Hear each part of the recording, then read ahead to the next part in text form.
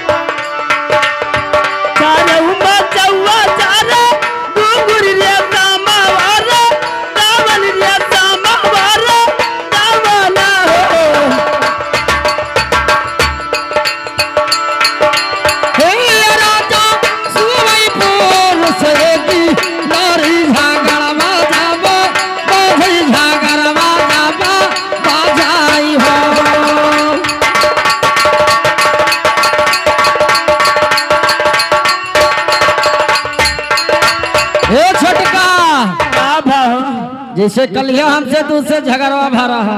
हाँ भागे जा रहे नहीं हरवा के यहाँ। तब का करी दहजरी पुताऊ? बाड़ेपुर से तुम्हें पकड़ लेके तब हम लौटन है भैया। हम भागी जाए तब का होत है? का होत है? अरे रामा ससुर करो ठाली थी रीवा नहीं